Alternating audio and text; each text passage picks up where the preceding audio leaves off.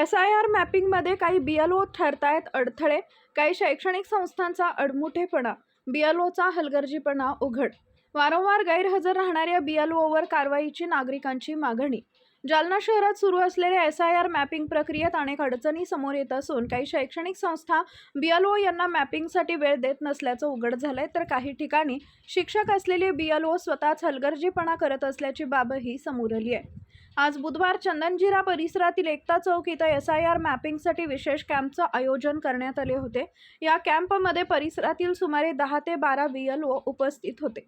मात्र काही BLO वारंवार अनुपस्थित राहत असून नागरिकांना कॅम्पऐवजी घरी किंवा शाळेत बोलवण्याचे प्रकार समोर आलेत. या पार्श्वभूमीवर नागरिकांमध्ये नाराजी व्यक्त होत असून अशा हलगर्जी BLOवर कडक कारवाई करण्याची मागणी जोर धरतीये. तसेच ज्या शैक्षणिक संस्था BLO यांना मॅपिंगसाठी वेळ देत नाहीत त्यांना निवडणूक विभागानं सूचना देण्याचीही मागणी आहे. दरम्यान ज्या संस्था वेळ देत असतानाही संबंधित BLO कॅम्पमध्ये हजर राहत नाहीत त्यांच्यावर निवडणूक विभाग कोणती कारवाई करणार याकडे नागरिकांचं लक्ष लागलंय. याबाबत BLO पर्यवेक्षक राहुल मुंडे यांनी माध्यमांशी बोलताना सांगितले की हलगर्जी करणाऱ्या BLO बाबत वरिष्ठ अधिकाऱ्यांकडे तक्रार करण्यात आली असून संबंधितांनी जबाबदारीनं काम करावे असं आवाहन करण्यात आले आहे. सर, SIR मॅपिंगचं काम सध्या प्रगतीच्या पथावर चालू आहे. परंतु काही शैक्षणिक संस्था ज्या आहेत त्या BLOंना शिक्षकांना सुट्ट्या देत नाही त्या कामासाठी, आणि काही शैक्षणिक संस्था त्यांना वेळ देत आहेत परंतु BLO स्वतःच येत नाही. बरोबर. काय म्हणणार असं आहे की मी BLO सुपरवायझर आहे 165 ते 186 पर्यंतचा. तर मी ज्या दिवशी कॅम्प असतो त्या दिवशी मी आपली एक ग्रुप केलेला आहे BLO टीम नावाचा. त्यामध्ये प्रत्येक BLOला मेसेज देत असतो की या ठिकाणी आपला कॅम्प आहे. आता परवा आपला कॅम्प झाला एकता चौक याच्यामध्ये महात्मा फुले चौक येथे 30 तारखेला. त्यावेळेस पण काही BLO लेट आले आणि काही BLO आलेच नाहीत.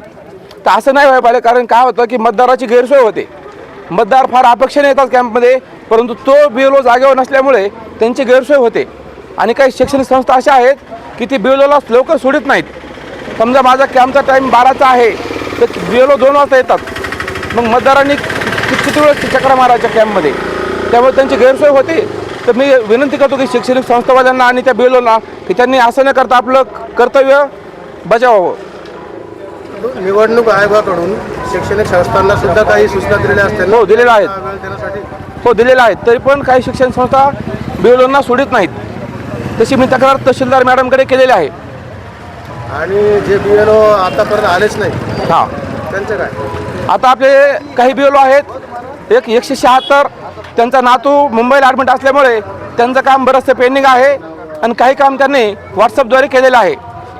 आणि 169 यांना बराच वेळेस मी फॉलोअप घेतला असता ते काम करायला तयार नाहीत.